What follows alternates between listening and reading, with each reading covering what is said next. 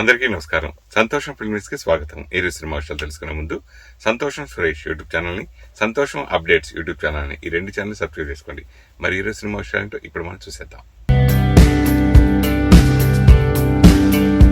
Super star Mahesh Babu సోదరుడు కుమారుడు జయకృష్ణ ఘట్టమనేని హీరోగా పరిచయమవుతున్న చిత్రం శ్రీనివాస మంగపురం. ఈ సినిమా విడుదల తేదీని చిత్ర బృందం అధికారికంగా ప్రకటించింది. ఈ జూలై 30న ప్రపంచవ్యాప్తంగా థియేటర్లలోకి రానున్నట్లు శుక్రవారం వెల్లడించింది. ఈ చిత్రంలో బాలీవుడ్ నటి రవీనా టాండాన్ కుమార్తె రాషా తడాని హీరోయిన్ గా నటిస్తూ టాలీవుడ్ కు పరిచయం అవుతోంది. RX100 మంగళవారం వంటి విజయవంతమైన చిత్రాల దర్శకుడు అజయ్ భూపతి ఈ సినిమాకు దర్శకత్వం వహిస్తున్నారు. తిరుపతి నేపథ్యంలో సాగే ఓ ఇంటెన్స్ లవ్ స్టోరీగా ఈ చిత్రాన్ని తెరకెక్కిస్తున్నారు. స్నేహితులుగా ఉండి ప్రేమికులుగా మారిన వాసుబాబు మంగళ కథ ఇది. వారి ఆనందమయ జీవితంలోకి ఓ ఊహించని సంఘర్షణ ఎదురైనప్పుడు ఏం జరుగుతుందనేదే కథాంశం. తనదైన శైలిలో యాక్షన్ డ్రామా జోడించి అజయ్ భూపతి ఈ ప్రేమ కథను తీర్చిదిద్దినట్లు తెలుస్తోంది. ఈ సినిమాలో సీనియర్ నటుడు మోహన్ బాబు, వెంకటప్పయ్య నాయుడు అనే కీలకమైన ప్రతి నాయకుడి పాత్రలో కనిపించనుండటం విశేషం. ప్రముఖ నిర్మాత అశ్విన్ దత్ సమర్పణలో చందమామ కథలు పిక్చర్స్ బ్యానర్ పై పి కిరణ్ ఈ చిత్రాన్ని నిర్మిస్తున్నారు. ఇప్పటికే విడుదలైన 3 పాటలు, టీజర్లు సినిమాపై అంచనాలను పెంచాయి. ఈ చిత్రానికి 2 సార్లు జాతీయ అవార్డు గ్రహీత జీవి ప్రకాష్ కుమార్ సంగీతం అందిస్తుండగా జయకృష్ణ గుమ్మడి సినిమాటోగ్రఫీ బాధ్యతలు నిర్వర్తిస్తున్నారు. ఈ ఏడాది మార్చి నాటికే దాదాపు 60% చిత్రీకరణ పూర్తి చేసుకున్న ఈ సినిమా ప్రస్తుతం శరవేగంగా పనులు జరుపుకుంటుంది. ఆర్టిఫిషియల్ ఇంటెలిజెన్స్ సాంకేతికతతో సృష్టించిన డీప్ ఫేక్ చిత్రాలు, మార్ఫింగ్ చేసిన అసభ్యకర కంటెంట్కు వ్యతిరేకంగా బాలీవుడ్ నటి ప్రీతి జింతా బాంబే హైకోర్టును ఆశ్రయించింది. ఇంటర్నెట్లో సర్క్యులేట్ అవుతున్న ఈ అభ్యంతరకర కంటెంట్ను తక్షణమే తొలగించేలా అత్యవసర ఆదేశాలు ఇవ్వాలని ఆమె న్యాయస్థానాన్ని కోరింది. ఈ పిటిషన్పై విచారణ జరిపిన కోర్టు వెబ్సైట్ల నుంచి ఇలాంటి తప్పుడు కంటెంట్ను తొలగించడానికి ఒక ఆచరణాత్మక విధానాన్ని రూపొందించాలని ఆదేశించింది. ప్రీతి జింతా దాఖలు చేసిన ఈ వ్యాజ్యంలో గూగుల్, మెటా వంటి దిగ్గజాలతో పాటు డొమైన్ నేమ్ రిజిస్టర్లను ప్రతివాదులుగా చేర్చారు. నటి తరపు సీనియర్ న్యాయవాది వెంకటేష్ దోండ్ వాదనను వినిపిస్తూ రోజురోజుకు ఈ ఏఐ డీప్ ఫేక్ చిత్రాల నాణ్యత పెరుగుతుందని, కొన్ని చిత్రాలు నిజమే అనిపించేలా ఉంటున్నాయని ఆందోళన వ్యక్తం చేశారు. బాధితురాలి గౌరవానికి భంగం కలగకుండా ఆ లింకులను వెంటనే తొలగించాలని కోరారు. గూగుల్, మెటా సంస్థల న్యాయవాదులు స్పందిస్తూ వివాదాస్పద లింకులను తొలగించడానికి తమకు ఎలాంటి అభ్యంతరం లేదని, అయితే సాధారణ చట్టబద్ధమైన కంటెంట్ను ముందస్తుగా అడ్డుకోవాలనే కఠిన నిబంధనలను విధించవద్దని అభ్యర్థించారు. ఇరు పక్షాల వాదనను విన్న న్యాయమూర్తి సాధారణ వినియోగదారుల కంటెంట్కు ఇబ్బంది లేకుండా కేవలం అభ్యంతరకర లింకులను మాత్రమే వేగంగా తొలగించేలా ప్రోటోకాల్ సిద్ధం చేయాలని ఆదేశించారు. ఈ కేసు తదుపరి విచారణను కోర్టు ఈ నెల 6కు వాయిదా వేసింది. టాలీవుడ్లో అలా మొదలైంది ఓ బేబీ, మా ఇంటి బంగారం వంటి ఫీల్ గుడ్ చిత్రాలతో తనకంటూ ప్రత్యేక గుర్తింపు తెచ్చుకున్న దర్శకురాలు నందిని రెడ్డి తాజాగా ఒక పాడ్కాస్ట్లో తన వ్యక్తిగత జీవితం, పెళ్లి, ఒంటరితనంపై ఆసక్తికర వ్యాఖ్యలు చేశారు. 46 ఏళ్లు వచ్చినా పెళ్లి చేసుకోకుండా సింగిల్గా ఉండటంపై ఆమె ఎంతో బోల్డ్గా స్పందించారు. జీవితంలో పెళ్లి అనేది డూ ఆర్ డై రూల్ కాదు. నా మెంటాలిటీకి సరిపోయే వ్యక్తి దొరకలేదు. నేను నచ్చిన వాళ్లతో నాకు సింక్ అవ్వలేదు. అందుకే పెళ్లి చేసుకోలేదని నందిని రెడ్డి స్పష్టం చేశారు. ఒంటరితనం గురించి మాట్లాడుతూ జీవితం బాగుండటానికి కేవలం మొగుడు పెళ్లం బంధం ఒకటే సరిపోదు. నా చుట్టూ స్నేహితులు, తోబొట్టువులు, తల్లిదండ్రులు, కొలీగ్స్తో కూడిన అద్భుతమైన ప్రపంచం ఉంది. నా పక్కన లేనిది భర్త ఒక్కడే, మిగతా అన్నీ ఉన్నాయి. అందుకే నేనెప్పుడు లోన్లీగా ఫీల్ అవ్వలేదని తెలిపారు. ఆస్తులపై తనకు పెద్దగా వ్యామోహం లేదన్న నందిని రెడ్డి ఓ బేబీ లాంటి బ్లాక్ బస్టర్ హిట్ తర్వాత కూడా తన అకౌంట్లో కేవలం 25 లక్షలు మాత్రమే ఉన్నాయని చెప్పారు. ఫైనాన్షియల్గా ప్లానింగ్ తెలియకపోవడంతో ఒక స్నేహితురాలు బలవంతం చేసి 3 కోట్ల ఫ్లాట్ కొనిపించిందని, కోవిడ్ వల్ల పేమెంట్లు స్లో అవటంతో ఎలాగోలా కట్టగలిగానని నవ్వుతూ గుర్తు చేసుకున్నారు. ప్రశాంతత కోసం కొన్ని లక్షలు వదిలేసుకోవడానికైనా తాను సిద్ధమేనన్నారు. తనకు నాన్ ఇండస్ట్రీ ఫ్రెండ్స్ ఎక్కువని, సినిమా పార్టీలకు దూరంగా ఉంటానని తెలిపారు. వీకెండ్స్లో ఇంట్లో ఒంటరిగా ఉంటూ తనకున్న 4 కుక్కలతో గడపటం, ఇల్లు క్లీన్ చేయటం, వంట, పుస్తకాలు, మ్యూజిక్తో హ్యాపీగా గడిపేస్తానని చెప్పారు. తన మానసిక ప్రశాంతతను దెబ్బతీసే ఎలాంటి వ్యక్తినైనా, పరిస్థితికైనా తన జీవితంలో స్థానం ఉండదని నందిని రెడ్డి తేల్చి చెప్పారు. అక్కినేని యువ కథానాయకుడు అఖిల్ టాలీవుడ్లో ఇటీవలే ఇండస్ట్రీ హిట్గా నిలిచిన మా ఇంటి బంగారం చిత్రంపై అందులో సమంత నటనపై ప్రశంసల వర్షం కురిపించాడు. ప్రస్తుతం తాను హీరోగా నటిస్తున్న లెనిన్ సినిమా ప్రమోషన్లలో భాగంగా ఇచ్చిన ఓ ఇంటర్వ్యూలో ఆయన ఈ ఆసక్తికర వ్యాఖ్యలు చేశారు. ఒకరి విజయాన్ని మరొకరు గౌరవించుకోవటం పట్ల ఇండస్ట్రీ వర్గాలు, అభిమానులు హర్షం వ్యక్తం చేస్తున్నారు. తన లెనిన్ సినిమా ప్రచార కార్యక్రమాలతో బిజీగా ఉండటం వలన మా ఇంటి బంగారం చిత్రాన్ని ఇంకా పూర్తిగా చూడలేదని అఖిల్ తెలిపారు. అయితే ఆ సినిమా ట్రైలర్ చూశానని, దాని వైబ్ అద్భుతంగా ఉందని అన్నారు. ట్రైలర్ చూడగానే ఈ సినిమా ఖచ్చితంగా పెద్ద విజయం సాధిస్తుందనే నమ్మకం కలిగింది. ఒక మంచి కోడలు తన అత్తారింటి మనసులు గెలుచుకోవాలని సున్నితమైన ఫ్యామిలీ పాయింట్ కు పవర్ఫుల్ యాక్షన్ ను జోడించి చాలా సహజంగా తెరకెక్కించారని చిత్ర బృందాన్ని మెచ్చుకున్నారు. ముఖ్యంగా ఒక మహిళ ప్రధాన పాత్రతో అంత భారీ స్థాయిలో యాక్షన్ సన్నివేశాలు చిత్రీకరించడం గొప్ప విషయమని అఖిల్ కొనియాడారు. ఈ చిత్రంలో సమంత తన పాత్రలో అద్భుతంగా ఒదిగిపోయిందని ప్రశంసించారు. ఈ సందర్భంగా కంగ్రాట్ శామ్ అంటూ సమంతకు, చిత్ర యూనిట్ కు ప్రత్యేకంగా తన అభినందనలు తెలియజేశారు. నాగ చైతన్యతో విడాకుల తర్వాత కూడా అక్కినేని కుటుంబ సభ్యులతో సమంతకు, ముఖ్యంగా అఖిల్తో ఉన్న స్నేహపూర్వక సంబంధం, వృత్తిపరమైన గౌరవం మరోసారి బయటపడింది. ఒకరినొకరు ప్రోత్సహించుకుంటూ ముందుకు సాగుతున్న తీరు అందరినీ ఆకట్టుకుంటోంది. ఇక అఖిల్ కథానాయకుడిగా నటిస్తున్న లెనిన్ చిత్రం జూలై 10న ప్రపంచవ్యాప్తంగా థియేటర్లలో విడుదల కానుంది. బాలీవుడ్ స్టార్ హీరో జాన్ అబ్రహం తన యవ్వనంలో జరిగిన ఓ సరదా సంఘటనను తాజాగా అభిమానులతో పంచుకున్నాడు. ఒకేసారి 64 చపాతీలు తిన్నానంటూ ఆసక్తికర విషయాన్ని వెల్లడించారు. ప్రముఖ టీవీ కార్యక్రమం ది కపిల్ శర్మ షోలో పాల్గొన్న ఆయన ఈ సరదా సంఘటనను గుర్తు చేసుకున్నాడు. ఫుట్బాల్ మ్యాచ్ ముగిసిన తర్వాత తాను ఓసారి ఓ గుజరాతీ థాలీ రెస్టారెంట్కు వెళ్లినట్లు జాన్ చెప్పాడు. అక్కడ అన్లిమిటెడ్ థాలీ ఉండేదని, చపాతీలు చాలా చిన్నగా ఉండటంతో వరుసగా 64 చపాతీలు తిన్నానని వెల్లడించారు. అంతలో వెయిటర్ వచ్చి, సార్ అన్నం కూడా ఉంది అని చెప్పాడని జాన్ నవ్వుతూ చెప్పాడు.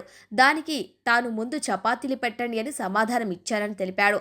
ఆ 64 చపాతీలు పూర్తయ్యాక చివరకు అన్నం కూడా తిన్నానని జాన్ చెప్పడంతో షోలో అందరూ నవ్వుల్లో మునిగిపోయారు. జాన్ ప్రస్తుతం ఫోర్స్ 3 సినిమాలో నటిస్తున్నాడు. ఈ చిత్రంలో హర్షవర్ధన్ రానే, తాన్యా మణిక్తల కీలక పాత్రలు పోషిస్తున్నారు. ఫోర్స్ సిరీస్ ను మరింత పెద్ద స్థాయికి తీసుకెళ్లాలనే లక్ష్యంతో ఈ సినిమా రూపొందుతున్నట్లు జాన్ తెలిపారు. భవిష్యత్తులో పని దొరకదనే భయంతో రోజుకు 2 నుంచి 3 షిఫ్టులు చేసేవాడినన్న బిగ్ బి పాత్ర కోసం సిద్ధమవటం మా తరానికి తెలియదని వ్యాఖ్యానించారు. సెట్లో దర్శకుడు సీన్ వివరిస్తేనే నటించేవాళ్లమని వెల్లడించారు. నాటి భయాల నుంచి నేటికి బిజీ స్టార్గా కొనసాగుతున్న ప్రస్థానం, కూలీ ప్రమాదం నుంచి జల్సా మీటింగ్ వరకు అభిమానుల ఆరాధన. భారతీయ సినిమా మెగాస్టార్ అమితాబ్ బచ్చన్ తన కెరియర్ తొలినాళ్ల నాటి కష్టాలను, అప్పటి తన మానసిక సంఘర్షణను అభిమానులతో పంచుకున్నారు.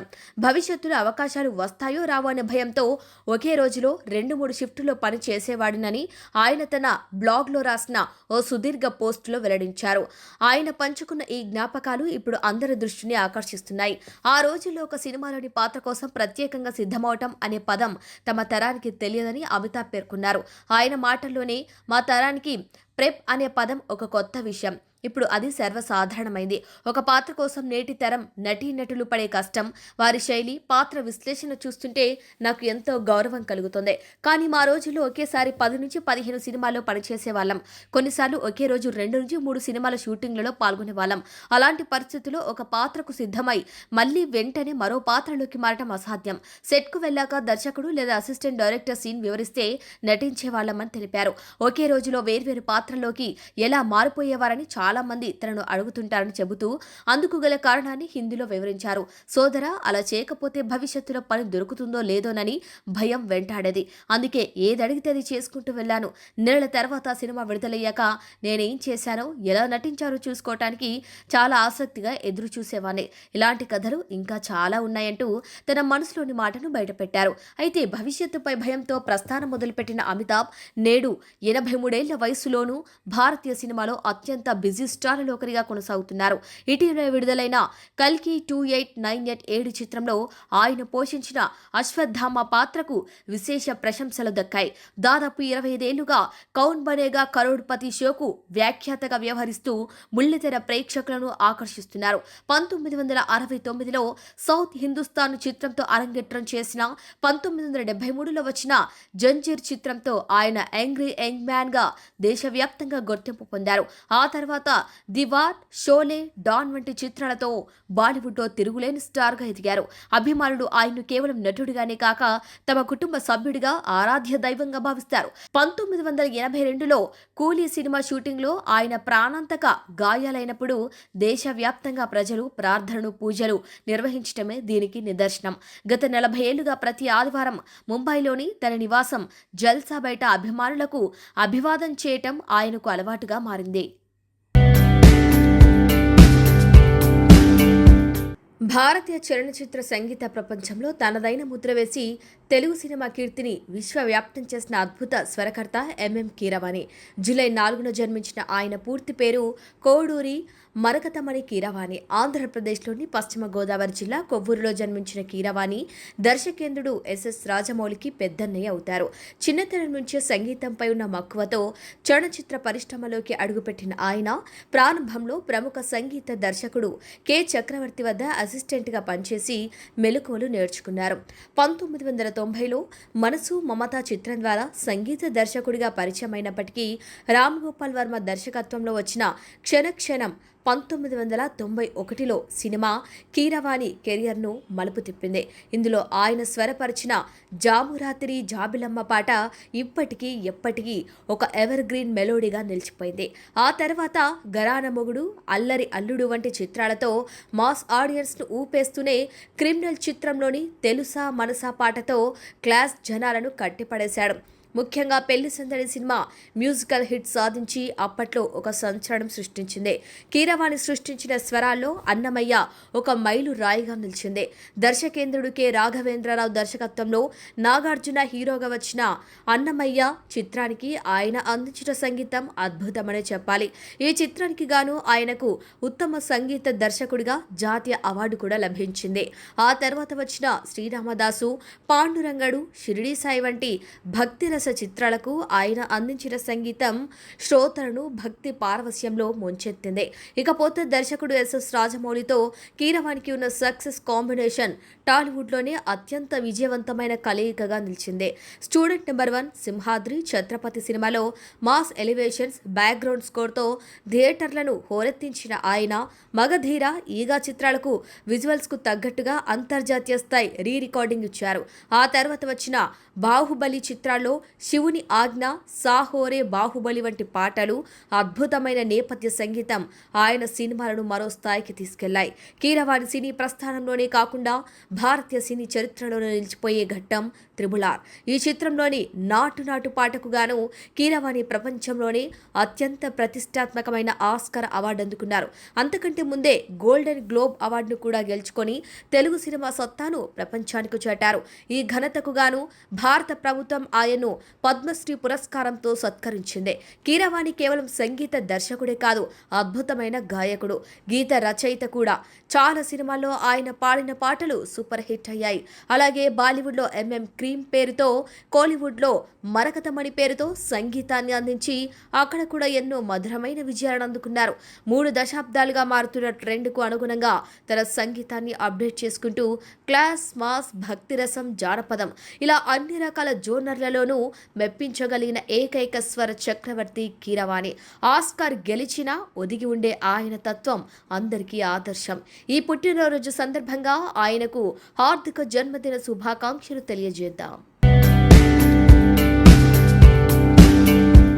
సినీ జర్నలిజం, పీఆర్ఓ రంగాల్లో తనకంటూ ఒక ప్రత్యేకమైన గుర్తింపు తెచ్చుకుని దశాబ్ద కాలానికి పైగా చిత్ర పరిశ్రమతో విడదీయరాని బంధాన్ని ఏర్పరచుకున్న ప్రముఖ వ్యక్తి ఏలూరు శ్రీను.